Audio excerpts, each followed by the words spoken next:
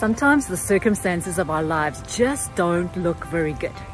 Today it's raining, the sky is grey, there's water, there's pools of water everywhere, driving conditions are dangerous. And sometimes that's what happens in our lives. The circumstances around us look so dangerous that it's difficult to navigate.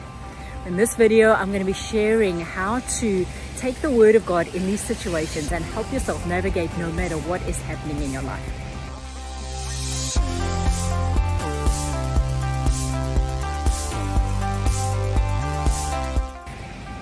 Hi there, I'm 𝐉𝐨𝐬𝐧 of Soul Solutions Coaching, where we love empowering the 2.0 version of you, helping you to walk and talk with Jesus in such a way that it empowers you to walk through your day connected to heaven instead of being affected by what is happening around you. So if you're new here, consider liking and subscribing and sharing this channel. Let's send encouragement and good news around the world. So today, as I said, is a day where it's already, look at all the pools of water, the sky is grey and it's raining. And as you can see, I am dressed in something, in a warm jacket, something that'll keep me dry, and a hood over my head so that I can keep nice and warm and dry. And you would say to me, Lisa, it'd be quite silly to come out in this weather in a short sleeve t-shirt and shorts, right? How would you be protecting yourself? How would you be looking after yourself and being a good steward of your life if you did that? Right? It's exactly the same in our lives. When we are in circumstances that don't look so good, when we're suffering with sickness, or we don't have enough money, or we're sad about something, whatever the circumstances are, there are ways to clothe ourselves with the Word of God, ways to protect ourselves and listen to what God says instead of what's happening around us. That'll really help us to navigate the situations well. So this morning we're going to look at Proverbs 23:7, where it says, "As a man thinks in his heart, so is he." And it's just such a beautiful, deep, rich verse that we can navigate our lives with. And the way we do that is by realizing that whatever is going on inside of us will help us to deal with whatever's going on outside of us, right? So as we sit and listen to the Word of God, and as we navigate these circumstances, we can go to Him, and the first step is to go to Him and say, God, what is it that's really happening right now? I'm feeling really angry, I'm feeling really sad, I'm upset about something, I'm frustrated that I don't know how to move forward. God, how do I navigate these circumstances? Because right now it feels like grey skies and a whole lot of rain, and I'm cold and I feel unprotected, right? And then what He'll do is he'll talk to you and He'll say, hey, remember when this happened? This is how you react when that happens, right? Or remember that these were some circumstances in your childhood, and you always are triggered this way when you don't have enough money. Your first reaction is always, oh, I'm going to go and get 2 or 3 jobs, right? Or what about something like an addiction, like smoking or drinking or shopping or whatever, watching the stuff that we aren't supposed to watch? There are ways that we go and we self-medicate and we try and help ourselves to be well, and they're not healthy, right? So the first step is to say to God, God, something is going on here, something doesn't feel right, how can you help me navigate it, right?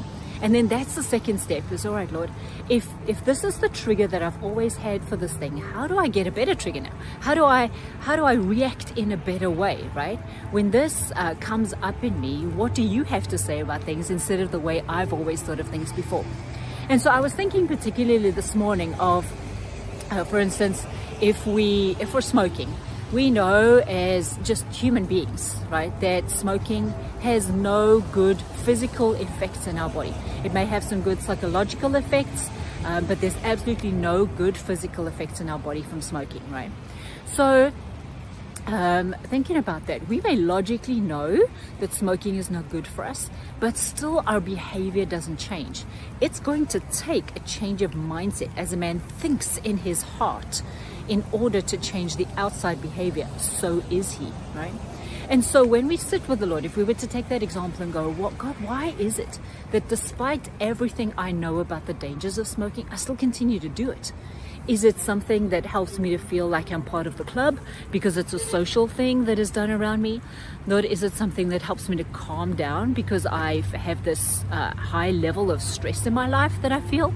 God, is it something that helps me to feel like I fit in, because I have some issues with rejection that I haven't dealt with.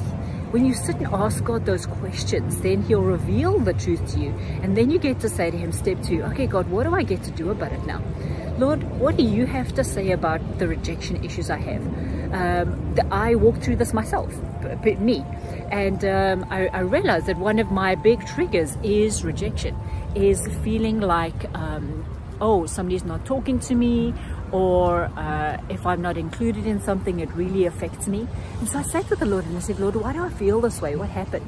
And He just took me back to some incidences in my childhood where I felt rejected. And it was so strange because I grew up beautifully. I was loved, I was valued, but there were just certain circumstances where I was felt rejected, and it had made a mark, and it carried on into my adult life. So as soon as the Lord showed me what those looked like, I was then able to take step 3 and go, okay God, how do you feel about it, right? You don't reject me. In fact, you accept me more than anyone else, right? And then be able to go, okay, Lord, how do I walk out this new reality? This new, I choose to think differently. I choose to let my heart know that it doesn't need to feel rejected anymore, because you love me no matter what. And as that rejection goes, I get to go, all right, I'm accepted by God now. So how do I walk this out? I'm telling you, it has completely changed my life. There's an airplane taking off over me. It has completely changed my life to be able to see myself as loved by God, and therefore the rejection or acceptance of the people around me has way less effect on my mood now, right? I am actually in a stable place where I can just go, hey, this is how God feels about me. This is the truth about what life gets to look like, and I love it. So I want to encourage you today that wherever you are, where something is triggering you, or there's a behavior or reaction that you habitually walk in that isn't serving you, that isn't true to the Word of God, sit with Him. Number 1, God, what is it that is triggering me? What happens when I feel this way?